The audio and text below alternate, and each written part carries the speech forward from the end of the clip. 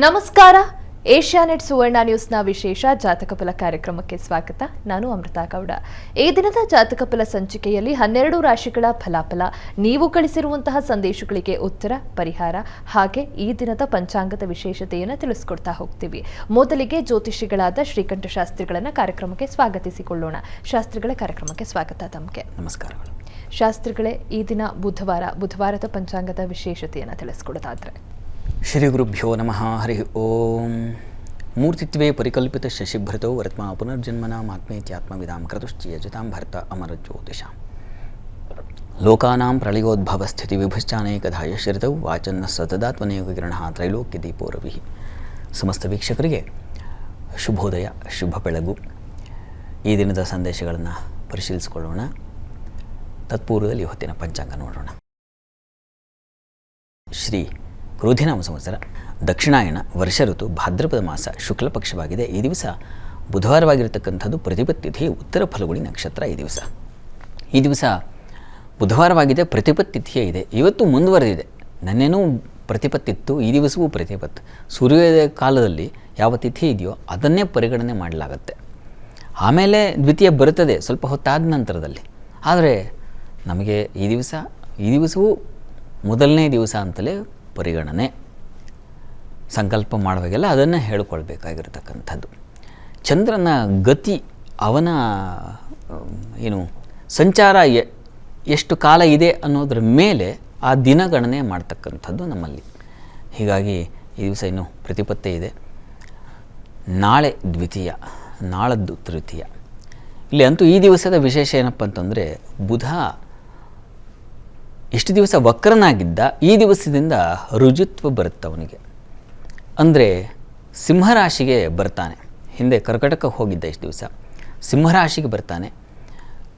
ಬುಧ ಸಿಂಹರಾಶಿಯಲ್ಲಿದ್ದಾನೆ ಅಂದರೆ ಅದು ಮಿತ್ರಕ್ಷೇತ್ರವೂ ಹೌದು, ಉಚ್ಚಾಭಿಲಾಷಿ ಕ್ಷೇತ್ರ. ಅಂದರೆ ಮುಂದೆ ಕನ್ಯಾ ರಾಶಿ ಬುಧನ ಉಚ್ಚಸ್ಥಾನ. ಹೀಗಾಗಿ ಬುಧನಿಗೆ ಈಗ ಮತ್ತೆ ಬಲ ಬಂದಿದೆ. ಇನ್ನು ಮತ್ತೆ ಮುಂದೆ ತುಂಬ ಚೆನ್ನಾಗಿದೆ. ಇಲ್ಲಿಂದ ಬುಧ ತುಂಬ ಒಳ್ಳೆಯ ಗ್ರಹ. ಬುಧ ಒಬ್ಬ ಜಾತಕದಲ್ಲಿ ತುಂಬ ಸ್ವಚ್ಛವಾಗಿದ್ದು ಬಿಟ್ಟರೆ ಬುಧನಿಗೆ ಬಹಳ ಬೇಗ ಹಾಳಾಗುವ ಶಕ್ತಿಯೂ ಇದೆ, ತುಂಬ ವಿದ್ಯಾವಂತಿಕೆಯನ್ನು ಕೊಡ್ತಕ್ಕಂಥ ಶಕ್ತಿ ಕೂಡ ಇದೆ. ಬುಧನ ಶಕ್ತಿ ಅದು. ಈಗ ಬುಧ ಮಿತ್ರಕ್ಷೇತ್ರದಲ್ಲಿ ಈಗ ಸಿಂಹರಾಶಿಯನ್ನು ಪ್ರವೇಶ ಮಾಡ್ತಾನೆ. ಮಖ ನಕ್ಷತ್ರ 1ನೇ ಪಾದಕ್ಕೆ ಕಾಲಿಡ್ತಾನೆ ಮತ್ತೆ ವಾಪಸ್. ತುಂಬ ಒಳ್ಳೆಯದು. ಬುಧನಿಂದಾಗಿ ವಿದ್ಯಾಬಂಧು ಮಾತುಲ ಸುಹೃದ್ ವಾಕ್ಕರ್ಮ ಕೃದ್ಬೋಧನ ಅಂತ ಫಲದೀಪಿಕೆ ಮಾತಿದು. ವಿದ್ಯಾರ್ಥಿಗಳಿಗೆ ನೋಡಿ ತುಂಬ ಚೆನ್ನಾಗಿ. ಈಗ ಸಿಂಹರಾಶಿಯಲ್ಲಿ ಬುಧ ಬಂದಾಗ ಯಾವುದಾದ್ರೂ ಒಂದು ಮಗು ಹುಟ್ಟಿದೆ, ಅಥವಾ ಈ ಹಿಂದೆ ಯಾವುದೋ ಹುಟ್ಟಿತ್ತು, ಅಂಥ ಸಂದರ್ಭದಲ್ಲೆಲ್ಲ ತುಂಬ ಪಂಡಿತನಾಗ್ತಾನೆ. ಮಿತ್ರಕ್ಷೇತ್ರದಲ್ಲಿರೋ ಬುಧ ಅದು ರವಿ ಜೊತೆಗಿದ್ಬಿಟ್ರೆ ಇನ್ನೂ ತುಂಬ ವೈದ್ಯರಲ್ಲಿ ಮಹಾ ನಿಪುಣ ವೈದ್ಯನಾಗ್ಬಿಡ್ತಾನೆ. ಬುಧ ಅಷ್ಟೇ ಚೆನ್ನಾಗಿದ್ದರೆ ಅವನು ಲಿಪಿ ಗಣಿತಾದಿ ಕಾವ್ಯ ಶಿಲ್ಪ ಅಂತ. ಬುಧ ತುಂಬ ಚೆನ್ನಾಗಿದ್ದರೆ ಲಿಪಿಶಾಸ್ತ್ರದಲ್ಲಿ, ಕಾವ್ಯಶಾಸ್ತ್ರದಲ್ಲಿ, ಗಣಿತಶಾಸ್ತ್ರದಲ್ಲಿ, ಹೀಗೆಲ್ಲ ತುಂಬ ಆಯಾ ರಂಗಗಳಲ್ಲಿ ಅವನು ಬೆಳಗುವ ಸಾಧ್ಯತೆ. ನೀವು ಒಳ್ಳೆಯ CA ಮಾಡಿ ಎಷ್ಟೋ ಕಂಪನಿಗಳಿಗೆ ನೀವೇ ಮಾರ್ಗದರ್ಶಕರಾಗ್ಬಿಡ್ತೀರ. ಅಥವಾ ಯಾವುದೋ ಒಂದು ಶಾಸ್ತ್ರ ಪಂಡಿತನಿಗೆ ಆಗಲಿಕ್ಕೆ ಯಾವುದೋ ಒಂದು ಶಾಸ್ತ್ರ, ಅದು ವೈದಿಕವಾಗಿಯೂ ಆಗಬಹುದು, ಅಥವಾ ಲೌಕಿಕದಲ್ಲಿರ್ತಕ್ಕಂಥ ಯಾವುದೋ ಸೈನ್ಸ್. ಶಾಸ್ತ್ರ ಅಂದರೆ ಅದೇ ತಾನೇ ಸೈನ್ಸ್ ಅಂತ. ಒಳ್ಳೆ ಸೈಂಟಿಸ್ಟ್ ಆಗಲಿಕ್ಕೆ ಅವಕಾಶ ಇದೆ. IT ಫೀಲ್ಡನ್ನು ಪ್ರತಿನಿಧಿಸ್ತಕ್ಕಂಥದ್ದು ಬುಧ. ಹೀಗಾಗಿ ಇನ್ಫಾರ್ಮೇಷನ್ ಟೆಕ್ನಾಲಜಿ ಅಂತಕ್ಕಂಥದ್ದು ಅಲ್ಲಿ ಒಂದು ಸೂಪರ್ ಪವರ್ ಸ್ಥಾನದಲ್ಲಿ ಕೂತಿರ್ತಾನೆ. ಬುಧ ತುಂಬ ಚೆನ್ನಾಗಿದ್ದವನು, ಹಲವಾರು ಜನಕ್ಕೆ ಮಾರ್ಗದರ್ಶನ ಮಾಡ್ತಕ್ಕಂಥವನು, ಟೀಮ್ ಲೀಡ್ರ್ ಆಗಿರ್ತಾನೆ, ಇಲ್ಲ ಅವನಿಗೇನೋ ದೊಡ್ಡ ಲೀಡ್ರ್ ಆಗಿರ್ತಾನೆ. ಹೀಗೆ ಬುಧ ಒಬ್ಬ ಜಾತಕದಲ್ಲಿ ತುಂಬ ಚೆನ್ನಾಗಿಟ್ಟರೆ ಬಹಳ ಬೇಗ ಬುದ್ಧಿಶಕ್ತಿಯು ಹಾಗೆ. ಶ್ಲಿಷ್ಟವಾಗಿ ಸತತ ಹಾಸ್ಯ ರುಚಿಜ್ಞ ಅಂತ. ಅವರು ಮಾತಾಡಿದ್ರೇ ಚಂದ, ಅವ್ರು ಮಾತಾಡಿದ್ರೆ ಕೇಳ್ತಾ ಇರೋಣ ಅಂತ ಅನಿಸುತ್ತೆ. ಅಷ್ಟು ಚೆನ್ನಾಗಿ ಬುಧ ಹಾಸ್ಯಮಯವಾಗಿ, ಆರಾಮಿತ್ರ ಅವರೆಲ್ಲ ಇದ್ರಲ್ಲ, ಆ ರೀತಿಯಲ್ಲಿ ಅವ್ರ ಮಾತು ಕೇಳ್ತಾ ಇದ್ದರೆ ಕೇಳ್ತಾನೆ ಇರೋಣ ಅನಿಸುತ್ತೆ. ಹಾಗೆ ಅವರು ಒಳ್ಳೆಯ ಬುದ್ಧಿಯನ್ನು, ಆ ಮಾತುಗಳಲ್ಲಿ ಹಾಸ್ಯ ಅಷ್ಟೇ ಇಲ್ಲ, ಬುದ್ಧಿಯನ್ನೂ ಸೇರಿಸ್ಬಿಟ್ಟಿರ್ತಾರೆ. ಹೂರಣ ತುಂಬದ ಹಾಗೆ ಬುದ್ಧಿಯನ್ನು ತುಂಬಿ ಅವರು ಜನತೆಗೆ ಕೊಡ್ತಕ್ಕಂಥದ್ದು. ಆ ರೀತಿಯಲ್ಲಿ ಒಳ್ಳೆ ಬುಧ ತುಂಬ ಚೆನ್ನಾಗಿದ್ದಾನೆ ಜಾತಕದಲ್ಲಿ ಅಂದರೆ ಅವರು ತುಂಬ ಒಂದು ರೀತಿಯ ವಿಶಿಷ್ಟ ವ್ಯಕ್ತಿಗಳಾಗಿರ್ತಾರೆ. ಅವ್ರನ್ನು ಮಾತಾಡಿಸ್ಬೇಕು ಅಂತ ಒಂದು ಆಸೆಯೂ ಬರುತ್ತೆ. ಆ ರೀತಿಯ ಒಂದು ಸ್ವಭಾವವನ್ನು ಬುಧ ತಂದು ಕೊಡ್ತಾನೆ. ಬಹಳ ಒಳ್ಳೆಯದು. ಈ ದಿವಸದಿಂದ ಬುಧ ಸಿಂಹರಾಶಿಗೆ ಪ್ರವೇಶ ಮಾಡ್ತಾ ಇದ್ದಾನೆ. ತನ್ಮೂಲಕ ಅವನು ತನ್ನ ಬಲವನ್ನು ಹೆಚ್ಚಿಸ್ಕೊಳ್ತಾ ಇದ್ದಾನೆ. ಹೀಗಾಗಿ ಬಲಿಷ್ಠನಾದ ಬುಧ ಯಾವೆಲ್ಲ ರಾಶಿಗಳಿಗೆ ವಿಶೇಷ ಫಲ ಕೊಡ್ತಾನೆ ಅನ್ನೋದನ್ನು ನಾವು ಆನಂತರದಲ್ಲಿ ಗಮನಿಸಿಕೊಳ್ಳೋಣ.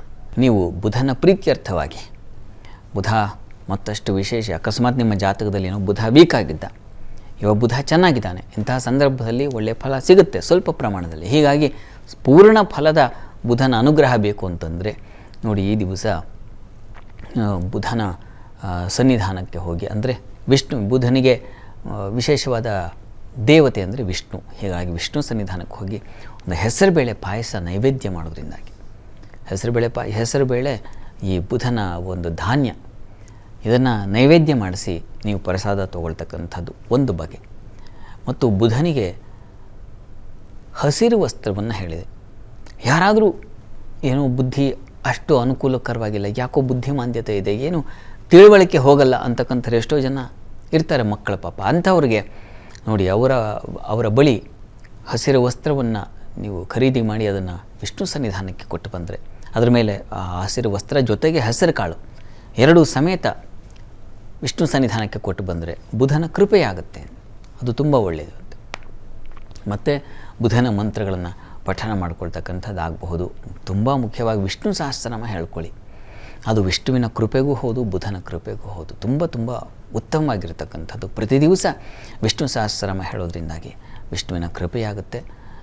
ಮಗುವಿಗೆ ಅಂದರೆ ವಿದ್ಯಾರ್ಥಿಗಳಿಗೆ ಬುದ್ಧಿಬಲ ತುಂಬ ಚುರುಕಾಗುತ್ತೆ. ನೀವು ಪರೀಕ್ಷೆ ಮಾಡಿ, ವಿಷ್ಣು ಸಹಸ್ರನಾಮನ ಪ್ರತಿ ದಿವಸ ಕೇಳಿಸ್ಕೊಂಡ್ರೆ ಅವರು 48 ದಿನ ಒಂದು ಮಂಡಲ ಆಗೋಷ್ಟೊತ್ತಿಗೆ ಬೇರೆ ಒಂದು ಆಸಕ್ತಿ, ಒಂದು ವಿಶೇಷ ಆಸಕ್ತಿ, ಒಂದು ಖಂಡಿತ ಅಧ್ಯಯನ ಮಾಡಿದ್ದು, ಓದಿದ್ದು ಅಥವಾ ಏನೋ ತಿಳಿವು ಹೇಳಿದ್ದು, ಟ್ಯೂಷನ್ಗಳಲ್ಲಿ ಪಾಠ ಹೇಳಿದ್ದು ತಲೆಗೆ ಎಷ್ಟು ಚೆನ್ನಾಗಿ ಹೋಗ್ತಾ ಇರುತ್ತೆ ಗಮನಿಸಿ, ನೀವು ಪರೀಕ್ಷೆ ಮಾಡಬಹುದು. ಅಷ್ಟು ಶಕ್ತಿ ಇದೆ ವಿಷ್ಣು ಸಹಸ್ರನಾಮಕ್ಕೆ. ಒಂದು ಸಲ ಮಾಡಿ ನೋಡಿ. ಅಂಥವರು ಯಾರು ಬುದ್ಧಿ ಸ್ವಲ್ಪ ವೀಕ್ ಆಗಿದೆ ಅಂತ ಅಂದುಕೊಳ್ತಾ ಇದ್ದೀರೋ ಅವರು ಈ ಒಂದು ವಿಷ್ಣು ಸಹಸ್ರನಾಮ ಪಾರಾಯಣ ಪ್ರತಿ ದಿವಸ ಮಾಡಿ, ಅನುಕೂಲ ಆಗುತ್ತೆ.